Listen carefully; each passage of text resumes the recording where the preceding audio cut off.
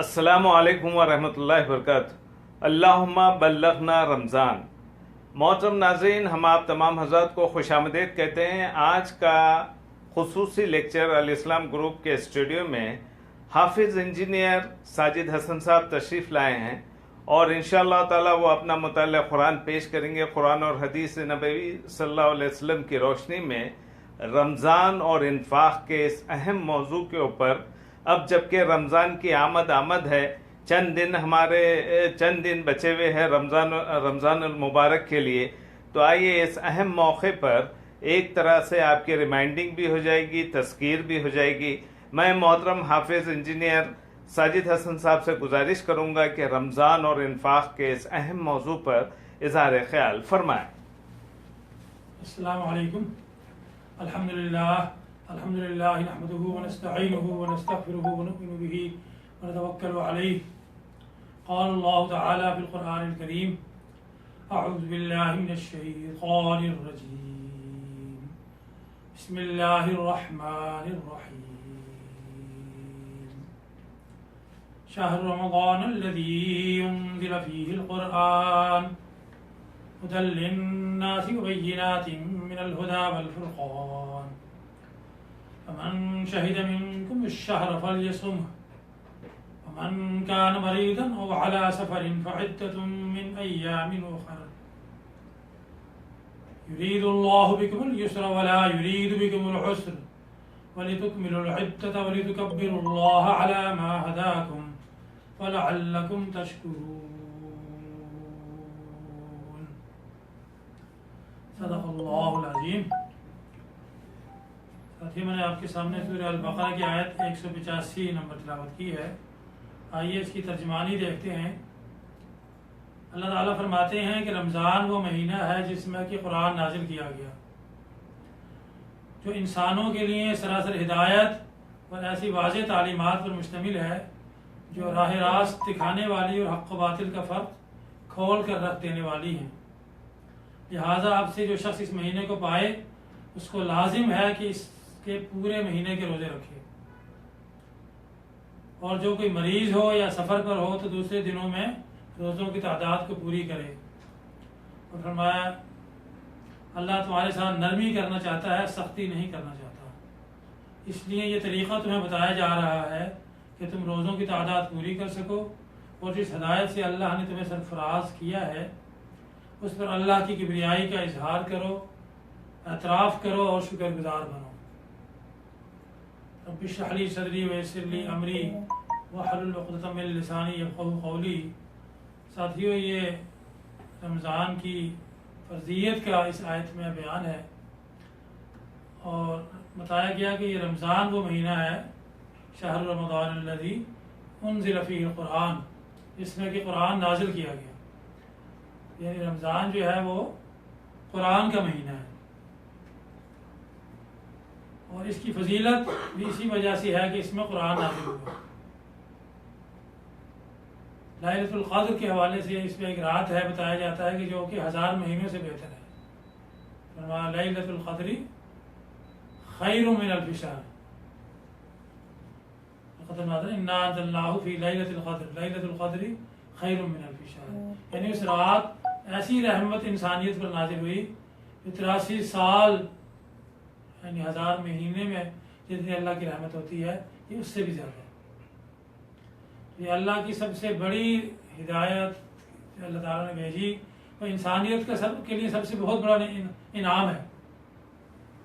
تو یہ رمضان کا تعلق قرآن سے ہے،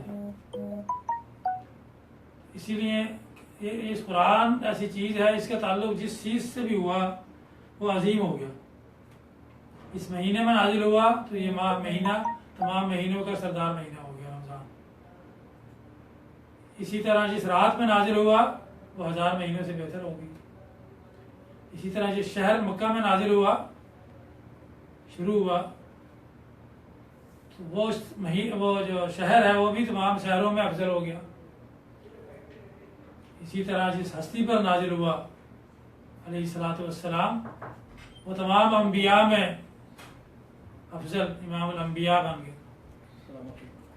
تو یہ اس قرآن کی برکت ہے، اس قرآن کا تعلق جس سے بھی ہوتا گیا وہ عظیم ہوتا گیا، اور اب بھی کوئی انسان اپنے آپ کو جتنا اللہ کے قریب کرنا چاہتا ہے وہ اس قرآن سے اپنا تعلق مضبوط کر لے۔ فرمایا وَاعْتَصِمُوا بِحَبْلِ اللَّهِ جَمِيعًا وَلَا تَفَرَّقُوا، یعنی اللہ کی رسی کو مضبوطی سے پکڑ لو۔ نبی علیہ الصلوۃ والسلام نے فرمایا کہ اللہ کی رسی قرآن ہے، جس کا کہ ایک سرا اللہ کے پاس ہے اور ایک سرا انسانوں کے پاس بھیج دیا گیا۔ وہ اس کو جتنا مضبوطی سے پکڑ لیں گے اللہ سے ان کا تعلق اتنا ہی مضبوط ہوتا جائے گا، اور جس کا تعلق اللہ سے مضبوط ہو جائے وہ دنیا کا سب سے بہترین انسان ہوتا ہے۔ جس کا اللہ سے تعلق ہو، اس سے زیادہ مضبوط انسان کوئی نہیں ہوتا، اس سے زیادہ عظیم انسان کوئی نہیں، اس کا اللہ سے تعلق ہو۔ اس قرآن کے حوالے سے کہا گیا، نبی علیہ الصلوۃ والسلام نے فرمایا کہ القرآن حجت لک و علیک، کہ یہ قرآن یا تو آپ کے حق میں سفارش کرے گا یا خلاف کرے گا۔ تو جنہوں نے تو قرآن کا حق ادا کرنے کی کوشش کی ہوگی تو انشاءاللہ یہ قرآن قبر میں، حشر میں، پل صراط پر، تمام مرحلوں میں جب ساتھ ہوگا تو کوئی مسئلہ نہیں ہوگا۔ پل صراط جو بال سے زیادہ باریک اور جہنم کے اوپر بنا ہوگا، اس پر سے بھی ایسی آسانی سے انسان گزر جائے گا کہ اس کو محسوس بھی نہیں ہوگا کہ کتنا بڑا مرحلہ ہے وہ طے کر کے چلا گیا۔ اس لیے بڑا ضروری ہے کہ اس قرآن سے ہم اپنا تعلق مضبوط کریں، تو یہ اس دنیا میں بھی انسان کامیاب ہو جائیں گے۔ اقوام جو ہیں اسی سے ترقی کرتی ہیں، ھذا القرآن یہدی للتی ہی اقوم، کہا نا کہ وہ معزز سے زمانے میں مسلمان ہو کر اور تم خوار ہوئے تارک قرآن ہو کر۔ اس وقت امت جو اس وقت ضلالت کا شکار ہے، بنیادی وجہ یہ ہے کہ اس نے اللہ کی کتاب سے تعلق کم کیا، تو اللہ سے تعلق کم ہوا، اس لیے دنیا میں اس وقت ہم اچھا خاصا ذلیل و خوار ہو رہے ہیں۔ تو قرآن کے حوالے سے اس میں بات آئی کہ شہر رمضان الذی انزل فیہ القرآن ھدی للناس، یہ انسانوں کے لیے ہدایت ہے، وبینات من الہدی والفرقان، فرقان یعنی کسوٹی ہے، حق و باطل کا فرق آپ نے سمجھنا ہے تو یہ قرآن آپ کی رہنمائی کرے گا، کیا حق ہے اور کیا حق نہیں ہے۔ کسی چیز کو آپ نے چیک کرنا ہے اس کسوٹی پر چیک کریں قرآن اس کے بارے میں کیا کہتا ہے۔ جو قرآن کہتا ہے وہی حق ہے، کیونکہ یہ اللہ کا کلام ہے، یہ ہماری زبانوں سے ادا ہوتا ہے لیکن یہ کلام اللہ کا ہے، الفاظ اللہ کے ہیں، یہ اللہ نے انسانیت میں مہربانی کی کہ ان کے اوپر یہ بھیج دیا۔ علم القرآن خلق الانسان علمہ البیان، اللہ تعالیٰ نے جب چوٹی کی بات کی یہی کہا کہ میں نے انسان کو بولنا سکھایا اور اس کو قرآن بھیجا اس کے اوپر۔ اس کے بعد جو بات آئی فمن شہد منکم الشہر فلیصم، فرمایا کہ جو شخص اس مہینے کو پائے وہ اس مہینے کے روزے رکھے۔ تو روزہ جو ہے بیسیکلی تیار کرتا ہے کہ آپ ہدایت سے صحیح فائدہ اٹھا سکیں۔ اس سے پہلے بھی جو کتابیں نازل ہوئیں وہ روزے کی حالت میں ہوئی، سیدنا موسیٰ علیہ السلام جب طور پر گئے وہ بھی روزے سے تھے۔ تو یہ حوالہ آتا ہے کہ پہلے بھی روزوں میں ہی، کیونکہ روزے میں جو تقویٰ کی کیفیت ہوتی ہے وہ بہت بڑھ جاتی ہے، اور روزے کا مقصد جو بتایا گیا، یہ میں نے 185 نمبر آیت پڑھی ہے، اس سے پہلے 183 نمبر آیت میں بتایا گیا کہ یا ایھا الذین آمنوا کتب علیکم الصیام کما کتب علی الذین من قبلکم لعلکم تتقون، یعنی فرمایا جا رہا ہے کہ ایمان والو تم پر روزے فرض کر دیے گئے جیسا کہ تم سے پہلے لوگوں پر بھی کیے گئے تھے تاکہ تم میں تقویٰ پیدا ہو جائے۔ تو بیسیکلی جو عبادات ہیں ان سب کا مقصد یہی ہے کہ انسان میں تقویٰ پیدا ہو جائے، جتنی بھی عبادات ہیں۔ فرمایا یا ایھا الناس اعبدوا ربکم الذی خلقکم والذین من قبلکم لعلکم تتقون، یعنی اے انسانوں تمہیں جو پیدا کیا، تم سے پہلے والوں کو پیدا کیا، مقصد کیا تھا کہ تاکہ تم میں عبادت کرو، تقویٰ پیدا ہو جائے۔ تو تقوی جب پیدا ہوتا ہے تو اس کا تعلق قرآن سے بھی ہے. اور عبادات کا بھی تقویٰ ہے. جیسے قربانی کے حوالے سے کیا فرمایا گیا کہ لن ینال اللہ لحومها ولا دماؤها ولکن ینالہ التقوی منکم.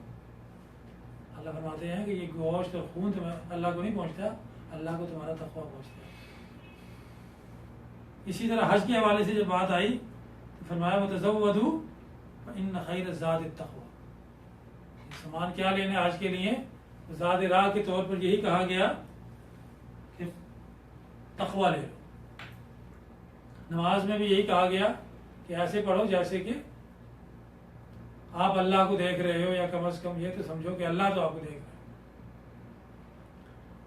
رہا ہے. تو جب یہ تقوی کی کیفیت پیدا ہو جاتی ہے اور یہ جو قرآن ہدایت نامہ نازل ہوا، اس کے حوالے سے سورہ بقرہ کے شروع میں ہمیں بتایا گیا کہ ہدی للمتقین ہے. یہ اگرچہ ہدی للناس بھی ہے جیسی اس آیت میں ہم نے پڑھا، لیکن صحیح فائدہ اٹھانے کے لیے دین دنیا میں آخرت میں فائدہ اٹھانے کے لیے ضروری ہے کہ تقوی کی کیفیت پیدا ہو. جب انسان میں اللہ سے ڈرنے کی کیفیت، اللہ کے احکامات پر عمل کرنا، اور جو اللہ تعالیٰ نے بتایا جس کو منع کیا ہے اس سے منع ہونا، کہ اللہ کا خوف ہوگا تو تبھی وہ اس سے فائدہ اٹھا سکے گا. فرمایا کہ جو اس کو روزے کو پائے، رمضان کو پائے، وہ اس میں روزے رکھے. اس میں رعایت جو دی گئی، فرمایا ومن کان مریضا او علی سفر فعدۃ من ایام اخر. تم میں سے مریض ہو یا سفر پر ہو تو وہ معاف نہیں ہے، وہ مدت کو بعد میں پوری کر لو. رمضان کے بعد پہلی فرصت میں اس کو رکھ لو. رمضان میں کوئی ایسی کیفیت ہے، آپ مشکل سفر میں ہیں یا ایسی بیماری ہے کہ آپ کے لیے روزہ رکھنا مشکل ہو گیا ہے، تو آپ اس کو بعد میں پورے کر لیں، معاف نہیں ہے. اسی طرح جو فرمایا گیا کہ وعلی الذین، فرمایا یرید اللہ بکم اليسر ولا یرید بکم العسر. اللہ تعالیٰ جو ہے آپ کے لیے آسانیاں پیدا کر رہا ہے، مشکل پیدا نہیں کر رہا. یعنی جتنی بھی عبادات ہیں تو یہ ہمیں بالکل کلیئر ہونا چاہیے کہ اللہ تعالیٰ نے ہمارے اوپر کوئی ایسی عبادت فرض نہیں کی جو انسان کر نہ سکے. اللہ تعالیٰ ہی خالق ہے، ان کو پتہ ہے ہمیں کتنی استطاعت ہے، اور اللہ تعالیٰ رحمان اور رحیم بھی ہے. اور دوسری طرف ہم دیکھیں کہ اللہ تعالیٰ کی عبادت کرنے کا جو فوائد ہیں جنت کے ملنے کی صورت میں، جو کہ کمپیریبل ہی نہیں ہے کسی چیز سے. ہم بچوں سے کہتے ہیں کہ یار پڑھ لو، بعض کو ساری رات بھی پڑھو، اگر ڈاکٹر انجینئر بننا ہے تو بعد میں تمہاری جو لائف ہے وہ سہل ہو جائے گی. تو یہ تو 20-30 سال کی ہوگی نا، لیکن وہ لائف اگر ہو جائے اس کے لیے تو کتنی بھی محنت کرنی پڑ جائے، مشکل بھی ہو تو سودا مہنگا نہیں ہے. لیکن اللہ فرما رہے ہیں کہ اللہ تعالیٰ تمہارے لیے آسانیاں پیدا کرتا ہے، مشکلات پیدا نہیں کرتا. فرمایا اچھا آگے جو آیات آ رہی ہیں یہ اس کا تعلق بھی تھوڑا ٹچ اس سے عید کا بھی آتا ہے کہ رمضان جب مکمل ہو تو فرمایا وَلِتُكْمِلُوا الْعِدَّةَ وَلِتُكَبِّرُوا اللَّهَ عَلَى مَا هَدَاكُمْ. کہ تم بھی گنتی کے دن پورے کرو، پورے رمضان کے جتنے روزے ہیں، یا جب شب قدر کے بعد جیسے نازل ہوئی آیات اس کے بعد جو بھی پورے کرو روزے، اور پھر کیا کرو وَلِتُكَبِّرُوا اللَّهَ، اللہ کی کبریائی بیان کرو. ہم عید ایسی میں شروع کرتے ہیں نا فجر کے بعد. تو یہ عید کا ریفرنس ہے، یہ بیسیکلی قرآن کا نزول ہے. قرآن کی آمد کی خوشی میں ہم یہ خوشی مناتے ہیں. رمضان کے جانے کی خوشی نہیں ہے. رمضان کا تو افسوس ہوتا ہے جس نے بہت زیادہ بھی عبادات کی ہوں، وہ کہتا ہے کہ میں حق ادا نہیں کر سکتا. کیونکہ اس رمضان کے حوالے سے تو آیا تھا کہ اس میں اپنے گناہوں کو بخشوا لو. نبی علیہ الصلوۃ والسلام کا وہ کیا فرمان ہے کہ من صام رمضان ایمانا من کان ایمانا واحتسابا غفر له ما تقدم من ذنبه. یعنی ایمان اور احتساب کی حالت میں جس نے رمضان کے روزے رکھے اس کے پچھلے گناہ معاف ہو گئے. اسی طرح قامہ کے بارے میں بھی آیا اذا قام رمضان ایمانا و احتسابا غفر له ما تقدم من ذنبه. اس میں تو ہم نے وہ سوچا کہ پتہ نہیں کچھ کمی نہ رہ گئی ہو، لیکن یہ خوشی کا حوالہ یہ ہے کہ اللہ تعالیٰ کہتے ہیں اس میں کبریائی بیان کرتے ہیں وَلِتُكَبِّرُوا اللَّهَ عَلَى مَا هَدَاكُمْ، کبریائی بیان کرو کہ اس نے تمہیں یہ ہدایت دی. اس ہدایت کا ذکر ہے ہداکم، اور پھر کیا فرمایا وَلَعَلَّكُمْ تَشْكُرُونَ، پھر شکر مناؤ. پھر اس کے بعد پھر مٹھائیاں اور سوئیاں، خوشی کا حوالہ یہ ہے. اور جو بقرہ عید کا حوالہ ہے وہ بھی اس میں جو خوشی مناتے ہیں وہ بھی قرآن کا ہی حوالہ ہے، یعنی وہ قرآن کے مکمل ہونے کا ہے. مجھے نازل ہوئی نا الیوم اکملت لکم دینکم واتممت علیکم نعمتی ورضیت لکم الاسلام دینا. ایک یہودی سیدنا عمر رضی اللہ تعالیٰ عنہ سے کہنے لگا کہ یہ آیت اگر ہمارے امت میں نازل ہوتی تو ہم تو خوشیاں مناتے. سیدنا عمر نے کہا کہ یہ مجھے اچھی طرح یاد ہے کہ یہ آیت عرفہ والے دن نازل ہوئی اور ہم بھی عید مناتے ہیں، خوشی مناتے ہیں. سیدنا اس کی ابراہیم کی جو چھری چلانے کی یاد، اس کی یاد میں تو ہم قربانی کرتے ہیں. اس کی یاد میں ہم کیا کرتے ہیں؟ قربانی کرتے ہیں. اور جو خوشی کا حوالہ ہے وہ یہ ہے کہ اللہ تعالیٰ نے ہدایت نامہ ہم پر مکمل کر دیا، دین کو ہم پر، دین اسلام کو ہم پر مکمل کر دیا. تو اس رمضان سے ہم جتنا فائدہ اٹھا لیں، اپنے پچھلے گناہ بخشوا لیں، اس کے دن میں روزے رکھیں. تو کہا گیا کہ یہ روزہ اور قرآن جو ہے یہ سفارش کریں گے. قیامت والے دن روزہ کہے گا کہ اس نے دن میں بھوک سے اور شہوات سے پرہیز کیا، اس کے حق میں وہ سفارش کرے گا کہ اللہ اس کو بخش دے. اسی طرح قرآن بھی کہے گا کہ اس نے راتوں کو جاگا، اپنی نیند قربان کی اور تراویح میں اور نوافل میں یہ پڑھا، وہ بھی سفارش کرے گا. اور کہا گیا نبی علیہ السلام نے کیا بتایا کہ دونوں کی سفارش قبول کر لی جائے گی. تو ہم یہ دونوں سفارشیں اپنی مس نہ کریں. رمضان چندے میں آ رہے ہیں نا، جمعہ ہفتے سے شروع ہو جائے گا، تو یہ ہم سوچ لیں کہ اس سے ہم نے زیادہ سے زیادہ فائدہ اٹھانا ہے. اس میں بتایا گیا کہ جو نوافل عبادات ہیں وہ 70 گنا زیادہ اس کا اجر ہوتا ہے، اور جو فرائض ہیں نوافل جو ہے وہ فرض کے برابر ہو جاتے ہیں، اور فرض جو ہے وہ 70 گنا ہو جاتا ہے. کتنا اس میں یعنی لوٹ سیل لگ گئی. اور اس کو پتہ لگتا ہے نا کہ وہاں لوٹ سیل لگ گئی پانڈا میں یا سٹی میکس میں، لوگ لوٹ ٹوٹ پڑتے ہیں. حالانکہ وہ تھوڑا بہت فرق ہوگا، ہو سکتا ہے 10 ریال کی والی چیز 1 ریال میں دے رہے ہوں، لیکن یہاں تو بہت فرق ہے. یعنی اس میں خاص طور پر اگر آپ انفاق کریں تو وہ تو بہت ملٹیپلائی ہو جاتا ہے. اس کی مثال اللہ تعالیٰ نے بتائی کہ مثل الذین ينفقون اموالهم فی سبیل اللہ کمثل حبۃ انبتت 7 سنابل فی کل سنبلۃ 100 حبہ. یعنی اب ایک دانہ بوتے ہیں 7 والیں نکلی اور ہر والی میں 100 دانے نکل آئے، تو کتنے ہو گئے؟ 700 ہو گئے. اور آگے اللہ فرماتے ہیں کہ واللہ یضاعف لمن یشاء، جتنا اللہ چاہے اس میں بڑھوتری کر دے. اگر 2 سے بھی ملٹیپلائی ہو منیمم تو 1400 ہو گئے. اور رمضان میں 70 گنا ملٹیپلائی کریں تو 98,000 بن گئے. رمضان میں دیا ہوا انفاق کا 1 ریال 98,000 بن رہا ہے کم از کم، اس سے زیادہ بھی بن سکتا ہے.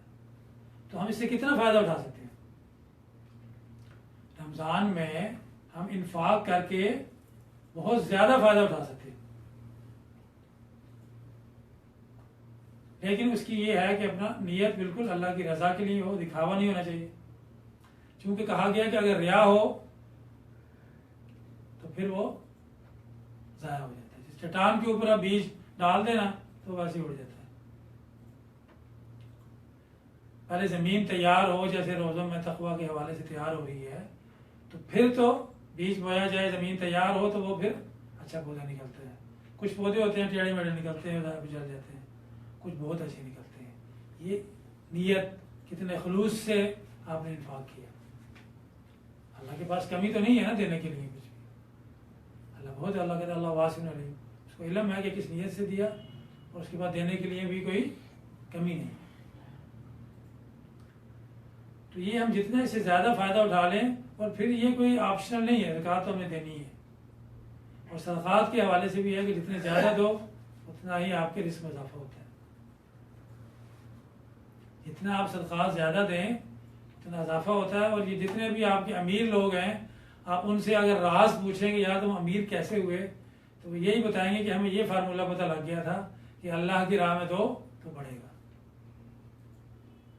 آپ پوچھیں اور ریاض سے پوچھیں یا پرنس فرید سے پوچھیں، وہ یہی بتائیں گے کہ یہی فارمولہ ہمارے پاس. ایون غیر مسلم بھی جو چیریٹی کتنی کرتے ہیں، جتنے بڑے بڑے ہیں، یہ فارمولہ ہے آپ کے پاس. اور یہ فارمولہ کسی عام آدمی کا بتایا ہوا نہیں ہے، یہ فارمولہ اللہ تعالیٰ کے بتایا ہوا. اللہ کہہ رہے ہیں کہ یہ ایسے بڑھتا ہے دانا، جیسے کہ دانا آپ کا بیج بہت بڑھتا ہے، ایسے ہی آپ کا مال بھی بڑھتا ہے. تو ہم اس سے بہت فائدہ اٹھا سکتے ہیں. اور پھر یہ ضروری بھی ہے، جیسے کہ وہ رأیت الذی میں آتا ہے نا کہ رأیت الذی یکذب بالدین. اللہ تعالیٰ کہہ رہے ہیں کیا تم نے اس شخص کو دیکھا جو روز جزا کو جھٹلاتا ہے؟ یعنی روز جزا کو جھٹلانے والا تو منافق ہی ہو گیا. مومن تو نہیں جھٹلاتا. مومن کا ہر عمل اس لیے احتیاط سے ہوتا ہے کہ آخرت میں اس کا جواب دینا ہے.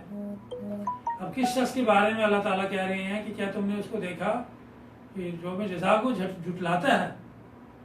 فرمایا فذالک الذی یدعو الیتیم، یتیم کو دھکے دیتا ہے. یتیم کی اگر کیئر نہیں کر رہا تو دھکے دینا ہے نا.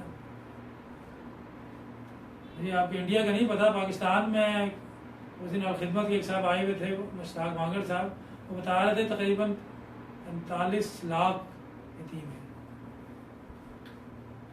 کتنی کیئر ہوگی؟ بہت سی آرگنائزیشن کام کر رہی ہیں لیکن کتنا بہت ضرورت ہے اس کی. اور یتیم کی مدد کرنے کے حوالے سے نبی علیہ الصلوۃ والسلام نے کیا کہا کہ میرے ساتھ قیامت میں ایسے ساتھ ہوگا.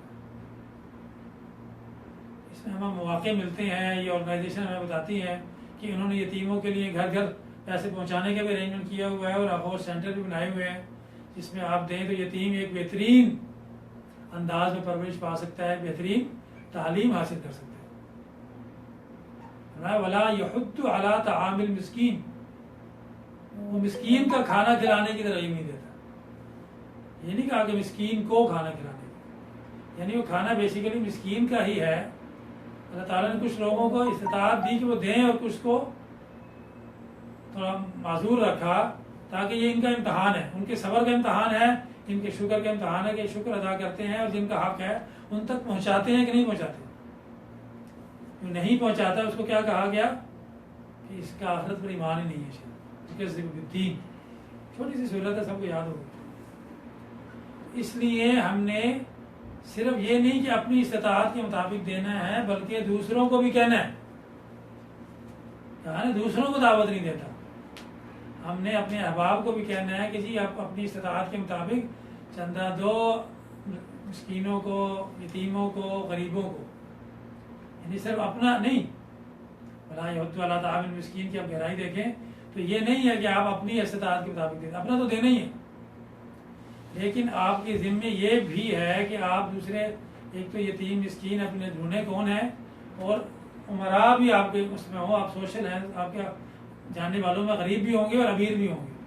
تو امیروں سے لے کے غریبوں کو دیں. اس کے لیے جد و جہد کرنا بھی ضروری ہے.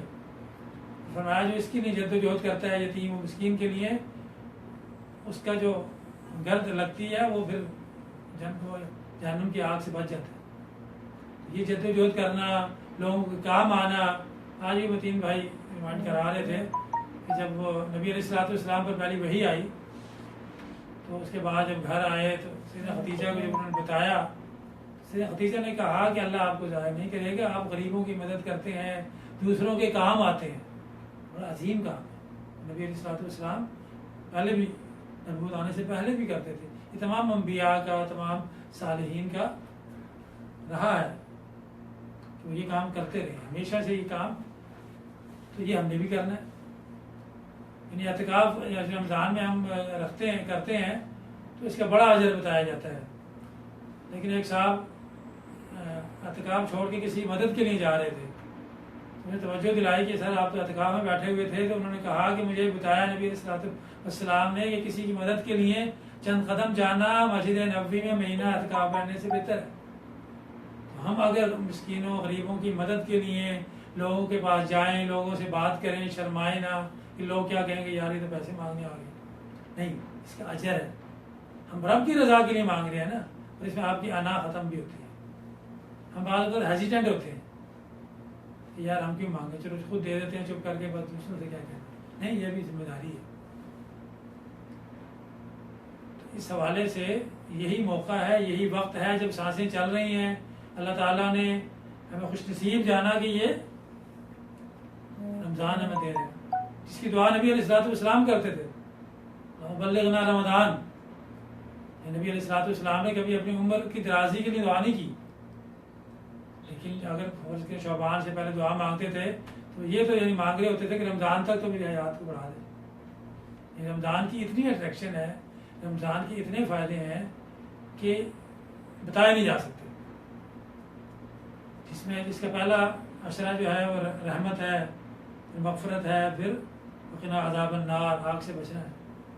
اس میں ہمیں رحمت بھی مل جائے، مغفرت بھی ہو جائے پچھلے گناہوں سے، اور آگ سے بھی بچ جائیں. کیا ہوا؟ فمن زحزح عن النار وادخل الجنة فقد فاز. وہی کامیاب ہو گیا. اگر یہ تینوں چیزیں مل گئیں، آگ سے بچ گیا، انسان کامیاب ہو گیا. تو ہم اس آنے والے وقت سے فائدہ اٹھائیں. یہ رحمتوں کا مہینہ، مغفرت کا مہینہ اور عذاب النار سے بچنے کا مہینہ آ رہا ہے. اس میں ہم زیادہ سے زیادہ پورے تقوی کی کیفیت سے، تو روزہ رکھنا ہوتا ہے نا، اس کی کیفیت سے تمام اس کے لوازمات پورے کر کے اور اپنے نوافل پڑھیں، قرآن کے دور کریں. انشاءاللہ اللہ تعالیٰ ہمیں اس میں کامیابی دے گا. اور انفاق زیادہ سے زیادہ کر کے، کیونکہ یہی وقت ہے، وہاں کچھ کام نہیں آئے گا. فرمایا یا ایھا الذین آمنوا انفقوا مما رزقناکم من قبل ان یأتی یوم لا بیع فیہ ولا خلۃ ولا شفاعۃ. اس دن سے پہلے دے دو، وہاں پھر کوئی سفارش نہیں ہوگی، کوئی دوست کام نہیں آئے گا وہاں. اور اس وقت جیسے کہا گیا نا کہ اگر آپ 1 ریال دیتے تو 98,000 بن گیا. لیکن اگر کسی کے موت کا وقت آ جاتا ہے تو پھر کیا بتایا ان الذین کفروا وماتوا وهم کفار فلن يقبل من احدهم ملء الارض ذهبا ولا فضة. یہاں سعودی عرب میں رہتے ہوئے سمجھتے ہیں ذهب کا مطلب بھی، ارض کا مطلب بھی. ارض کا تو اردو میں بھی سمجھتے ہیں، یعنی زمین کے حجم کے برابر سونا تو ہمارے تصور میں بھی نہیں ہے نا. زمین میں 75% تو پانی ہے، 1% ہی سونا ہوگا. مثال دے کے سمجھایا. اس وقت کوئی کہے کہ پوری زمین کے حجم کے برابر سونا ہے، یہ لے لو، مجھے معاف کر دو، تو وہ صدقہ قبول نہیں کیا جائے گا. یہ وقت ہے، اس وقت سے ہم فائدہ اٹھا لیں. جتنا اپنے استطاعت کے مطابق ہے دیں، اور جتنا اپنے احباب کو کہہ سکتے ہیں اس کی کوشش کریں. اللہ تعالیٰ آپ کی کوششوں کو کامیاب کرے گا، اور ہم انشاءاللہ دین دنیا میں کامیاب ہوں گے. آخر دعوانا الحمدللہ رب العالمین.